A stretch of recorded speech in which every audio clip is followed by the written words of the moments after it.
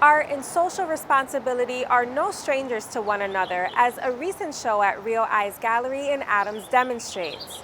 Four artists working under the banner of North Adams Contemporary wanted to do something for their community, and so their show, entitled A Sense of Place, aims to raise awareness of housing insecurity, with some of the profits benefiting Louison House, an organization that tackles issues of homelessness in the Northern Berkshires.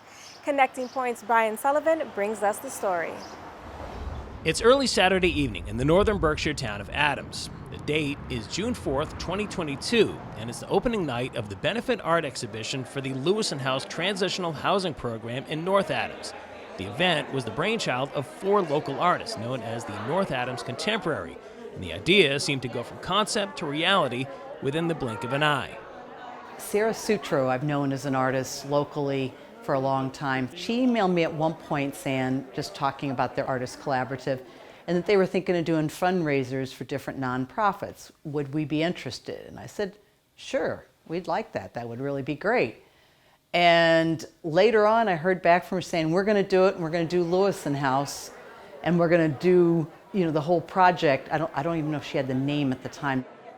The name of the exhibit is A Sense of Place, and while each artist involved offers up her own unique style and medium, their collective aim is to raise awareness of the growing homelessness and housing insecurity issues that lurk beneath the Norman Rockwell veneer of places like Adams and North Adams.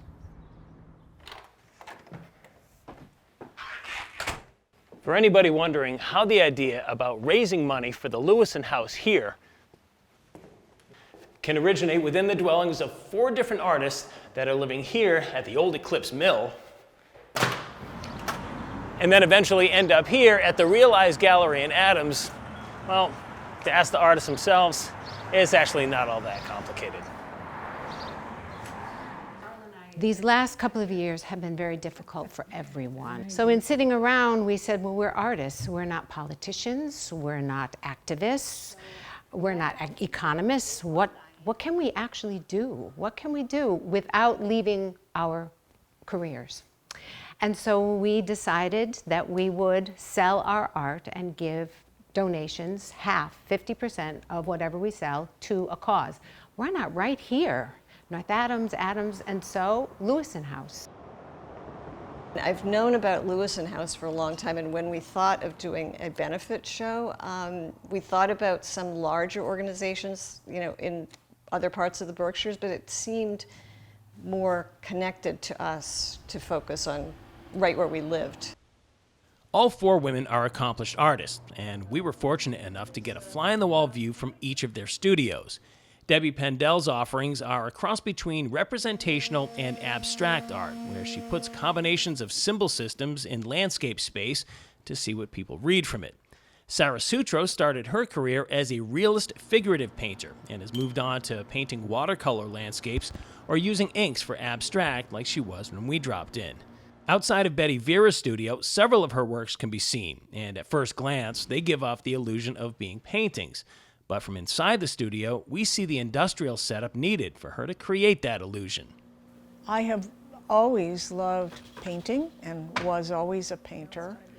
And then that changed for me when I got my hand on threads as a way of painting. And so that's probably why my work is unique compared to the others I'm exhibiting with. And we each have a little different background, different training, different interests in mediums to use. But we all appreciate and like each other's work.